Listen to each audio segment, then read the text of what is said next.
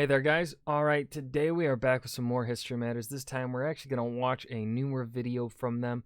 By the time of recording this, I think they uploaded it yesterday or 2 days ago. Why didn't Trotsky take over the USSR after Lenin? Now, I believe we've watched at least one other video that has covered this topic, but I forget the reasoning.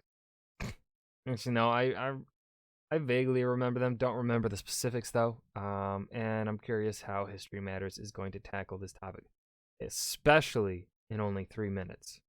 I'm ready to be impressed. Before we dive in, make sure you go and check out the links in the description box below. I would love it if you joined the Discord and followed me over at Twitch. Okay. Yeah, that's all I got to say. Let's dive in. After Lenin came down with the case of the deads, it was... I'm sorry, they do it all the time. That is their go-to whenever someone dies.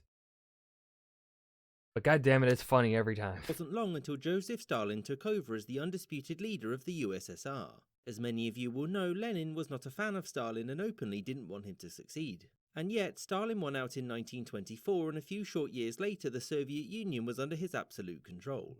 Which raises the question, why? Why did Stalin take over the USSR instead of somebody like Trotsky? So, as of Lenin's death, the Politburo consisted of these 7 men, all of whom had some chance of succeeding Lenin. Publicly, the new policy going forward was that the USSR would be led by a committee of equals who would vote on policy. Privately, scheming. Stalin was quick to act, and along with Lenin's deputy Lev Kamenev and a man called Grigory Zinoviev who was in charge of Comintern, the three formed an alliance. This alliance was called the Troika, which had the sole purpose of blocking Leon Trotsky from power. Why? Well, the primary reason was that there were major policy disagreements between them. As a result of economic troubles during the Russian Civil War, Lenin had implemented what was called I invented it. the new economic policy. This allowed for things like the private sale of goods for profit into the new communist economy, which Trotsky had opposed. Trotsky was very popular with the general population in the USSR, and this popularity meant that he could rally support, especially from the military, which for the other members of the Politburo could cause problems. As such, with a gentle push from Stalin, Zinoviev and Kamenev publicly denounced Trotsky as being an enemy of Lenin's vision. Dude.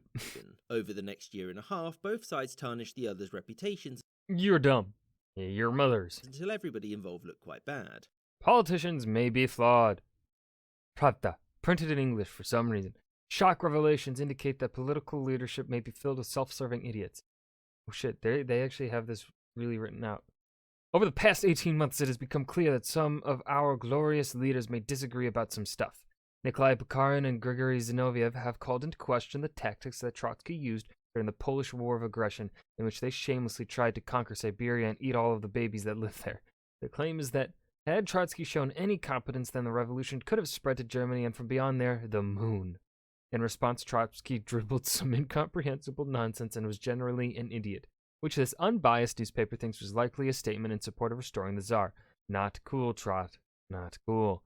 Communist Party founded in India. Some of our brothers in India have taken the brave and bold step of founding their own Communist Party. Our own analysis indicates that India is ripe for communism, given that those who live there remain under the yoke of British imperialism.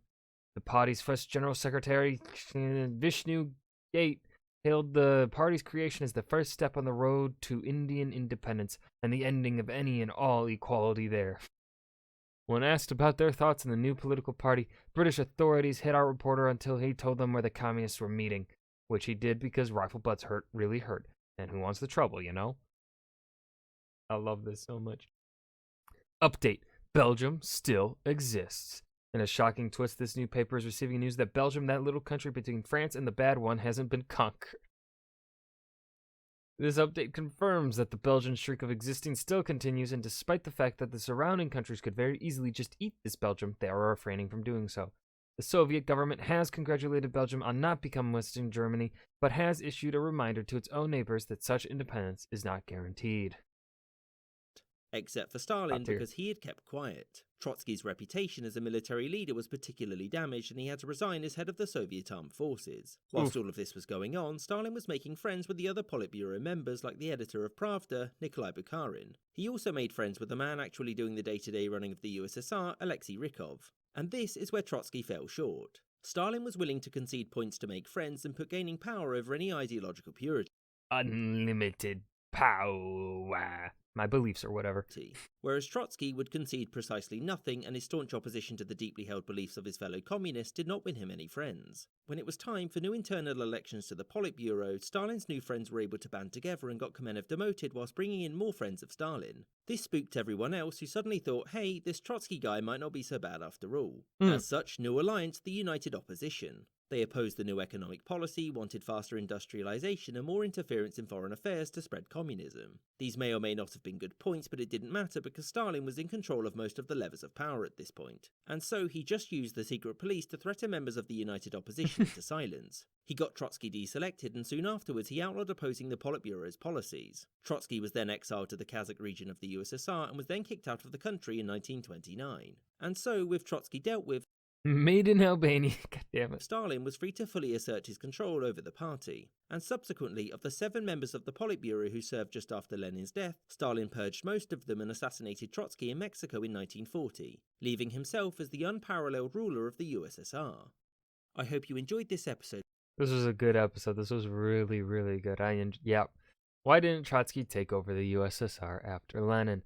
I can definitely tell this is a new video because it flowed really well. This was pretty much perfect, I'd say. Got a bunch of context, in rather detailed context within just 3 minutes. That's always so impressive. So yeah, I've got nothing else to add here at the end. I hope you guys enjoyed. Remember to hit that like button and subscribe for more, and I will see you guys in the next video. Peace.